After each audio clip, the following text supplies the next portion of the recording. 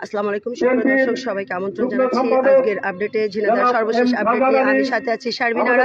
দর্শক, ঝিনাইদহ জেলা বিএনপি শ্রমিক দলের পক্ষ থেকে মহান মে দিবসের উপলক্ষে শ্রমিকদের নিয়ে বিশাল একটি আয়োজন করছেন তারা উজালি মাঠ প্রাঙ্গণে। সেখানে উপস্থিত আছেন বিএনপির সকল নেতাকর্মী, শ্রমিক দলের সভাপতি, সেক্রেটারি এবং ঝিনাইদহ জেলা বিএনপির সকল সম্মানিত নেতাকর্মী এখানে উপস্থিত আছেন। সাধারণ জনগণকে নিয়ে তারা আজকের এই আয়োজন করছেন এবং এখানে খাবার পানি বিতরণ করছেন। এই প্রচন্ড গরমে যেখানে 42 ডিগ্রি সেলসিয়াস, সেই গরমের মধ্যে সাধারণ জনগণের মুখে তারা পানি তুলে দিচ্ছেন। এই শ্রমিক দিবসে শ্রমিকদের মুখে তারা পানি তুলে দিচ্ছেন। আজকের এই আয়োজন আপনাদের মাঝে তুলে ধরার চেষ্টা করছি। এই দেশের সরকার যে গার্মেন্টস শিল্পপতিদের যেভাবে তাদেরকে উস্কানি দিয়ে আমাদের শ্রমিকদের 3-4 মাসের বেতন বাকি, তাদের যেভাবে হেনস্থ করছে, তাদের মিলে ঢুকতে দেচ্ছে না, ঘাট ধরে ধাক্কা দিয়ে এই সরকারের পেট্রোল বাহিনীকে তাদের লাঠি পিটা করে বের করতেছে। তাহলে আমাদের সেই মহান মে দিবস উপলক্ষে আমরা আজকে যে এখানে দাঁড়াচ্ছি, আদমকে আমাদের সেটা পূরণ হয়েছে, এটা আপনাদের কাছে আমাদের প্রশ্ন। আমি সবাইকে জানাতে চাই যে যারা এই দেশের মেহনতি মানুষ, আপনারা দেখবেন যে মোটর গাড়িতে কিভাবে চাঁদাবাজি হচ্ছে। আমাদের ড্রাইভার ভাইরা কোন অবস্থায় রাস্তাঘাটে তারা গাড়ি চালিয়ে কোন রকম শান্তি পাচ্ছে না, আসে তারা মালিকের হিসেব দিতে পারে না, যেভাবে তাদেরকে চাঁদাবাজি করা হচ্ছে। অবিলম্বে চাঁদাবাজি বন্ধ করার জোর আমি জানাচ্ছি সরকারের প্রতি।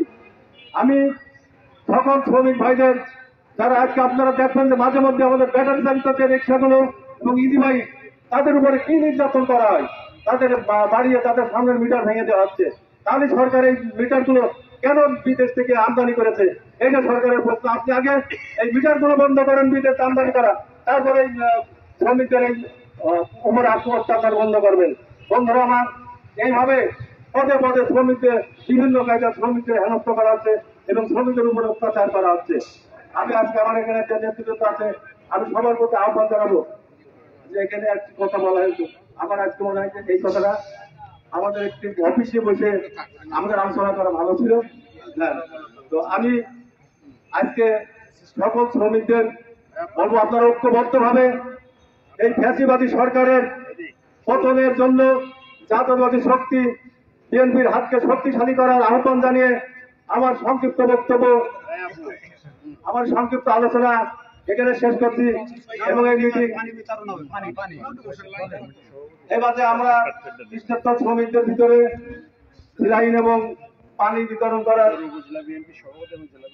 আমাদের জেলা কমিটির সংগ্রামী সাধারণ সম্পাদক জনাব মনা ভাই এবং সাধারণ সহসভাপতি জনাব কামালাজাত পান্নু ভাইয়ের হাত দিয়ে এই পানি বিতরণ হবে।